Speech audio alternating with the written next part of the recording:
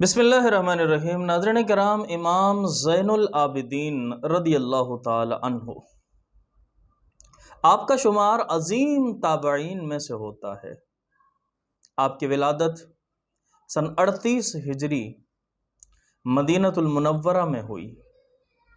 زین العابدین، سجاد اور سید العابدین یہ آپ کے القابات ہیں۔ ابو محمد، ابو القاسم اور ابو عبداللہ وغیرہ یہ آپ کی کنیت۔ آپ کے والد گرامی نواسہ رسول امام عالی مقام سیدنا امام حسین رضی اللہ تعالی عنہ اور آپ کی والدہ فارس کے آخری بادشاہ کی بیٹی تھیں۔ دادا کا نام شیر خدا علی مرتضی مولائے کائنات سیدنا علی کرم اللہ وجہ الکریم اور دادی خاتون جنت سیدۃ النساء سیدہ فاطمہ زہرا رضی اللہ تعالی عنہا۔ حضرت عمر فاروق رضی اللہ تعالی عنہ کے دور میں سن 14 ہجری میں حضرت سعد بن ابی وقاص کی قیادت میں فارس کی فتح کے لیے ایک لشکر بھیجا گیا۔ بہت عرصے بعد اللہ تبارک و تعالی نے انہیں فتح عطا فرمائی، تو اس وقت کے بادشاہ کی 3 بیٹیاں جن کو گرفتار کر کے آپ نے امیر المومنین سیدنا عمر فاروق رضی اللہ تعالی عنہ کے بارگاہ میں پیش کیا، ان کے دربار میں لایا گیا۔ چونکہ بادشاہ کی بیٹی تھی، گرفتار ہو کر آئی تھیں، تو اس لیے آپ نے ان کے لیے 3 عظیم خاندانوں کا انتخاب فرمایا۔ ان میں سے ایک بیٹی حضرت عبداللہ بن عمر رضی اللہ تعالی عنہ کے حصے میں آئی، اور دوسری حضرت محمد بن ابو بکر رضی اللہ تعالی عنہ کے حصے میں آئی، اور تیسری بادشاہ کی بیٹی امام حسین رضی اللہ تعالی عنہ کے حصے میں آئی، اور اسی سے حضرت امام زین العابدین پیدا ہوئے۔ آپ کے بارے میں آتا ہے کہ متعدد صحابہ کرام اور ازواج مطہرات سے آپ نے احادیث کو روایت کیا ہے۔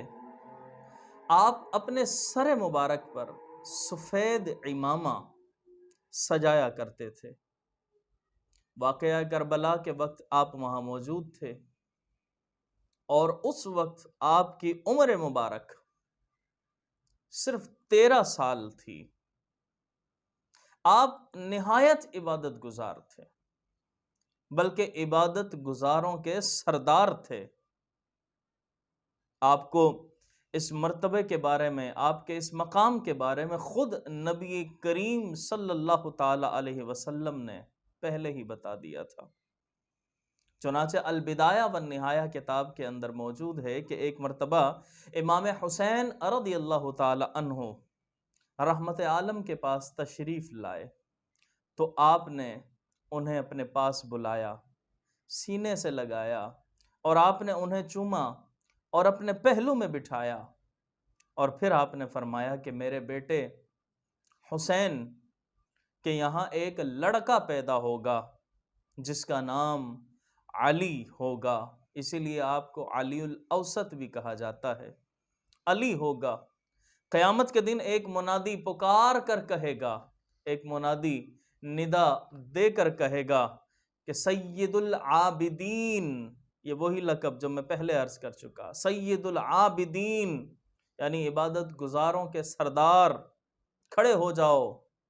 چنانچہ وہ کھڑے ہو جائیں گے۔ تو آپ کو اس لقب سے پہلے ہی پکارا گیا تھا رحمت عالم کی زبان سے۔ آپ کی عبادت اور آپ کی ریاضت کی آئیے ایک جھلک عرض کیے دیتا ہوں کہ آپ کی عبادت اور ریاضت کا یہ عالم تھا کہ نماز کے لیے جب آپ وضو فرماتے تو خوف سے چہرہ زرد ہو جایا کرتا تھا، اور جب وضو کر کے نماز کے لیے آپ کھڑے ہو جاتے تو آپ کے جسم مبارک پر کپ کپی طاری ہو جایا کرتی تھی۔ ایک مرتبہ لوگوں نے پوچھا کہ حضور اس کی وجہ کیا ہے، ہم جب بھی دیکھتے ہیں آپ کے اوپر یہی کیفیت طاری ہو جاتی ہے۔ تو آپ نے فرمایا کیا تمہیں معلوم نہیں کہ میں کس کے سامنے کھڑے ہونے اور مناجات کرنے کا ارادہ کر رہا ہوں؟ کتنی عظیم ذات ہے وہ کہ جس کے سامنے میں مناجات کرنے کا ارادہ کر رہا ہوں، اسی لیے بس مجھ پر یہ کیفیت طاری ہو جاتی ہے۔ آپ کے بارے میں آتا ہے کہ آپ ہر روز دن اور رات میں یعنی 24 گھنٹوں کے دوران آپ ہر روز 1000 نوافل پڑھا کرتے تھے، اور آپ کا فرمان یہ ہے، آپ کے چند ایک فرامین عرض کیے دیتا ہوں کہ آپ نے فرمایا کہ رات کے وقت صدقہ کرنا اللہ کے غضب کو ٹھنڈا کرتا ہے اور دل کو اور قبر کو منور کرتا ہے، اور قیامت کے دن بندے سے اندھیرے کو دور کرتا ہے۔ اور ناظرین کرام، شاید یہی وجہ ہے کہ آپ کی سیرت کے اندر جب پڑھا گیا اور آپ کی سیرت کے اندر جب دیکھا گیا تو آپ اس بات پر عمل بھی فرمایا کرتے تھے، صرف قول ہی نہیں تھا یہ۔ اور یہی وجہ تھی کہ آپ کی سیرت کے اندر آتا ہے کہ رات کو آپ خود اندھیرے میں اپنے کندھوں پر راشن کا تھیلا اٹھا کر مدینہ منورہ کے، مدینہ طیبہ کے 100 ایسے نہایت غریب خاندانوں کے اندر، ان کے گھروں کے اندر راشن خود پہنچایا کرتے تھے، اور پوشیدگی کا عالم یہ تھا کہ اہل خانہ کو بھی پتہ نہیں ہوا کرتا تھا کہ یہ راشن کہاں سے آتا ہے اور کون دے کر جاتا ہے۔ آپ کے وصال کے بعد یہ راز کھلا، آپ کے وصال کے بعد یہ راز کھلا اس وقت کہ جب آپ کو غسل دینے کے لیے قمیض مبارک اتارا گیا تو پیچھے کمر پر نشان پڑے ہوئے تھے۔ لوگ دیکھ کر حیران ہو گئے کہ یہ نشان کس چیز کے ہیں، نشان کس چیز کے ہیں یہ؟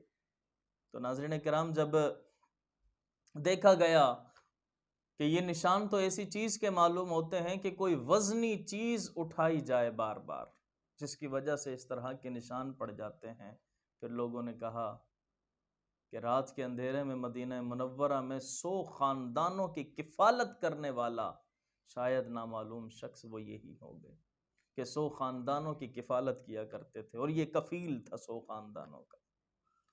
تو ناظرین کرام، صدقہ بلکہ آپ کے پورے گھرانے کا اگر دیکھیں تو یار سیرت اسی طرح کی تھی، طریقہ انداز یہی تھا، اور یہی عظیم ہستی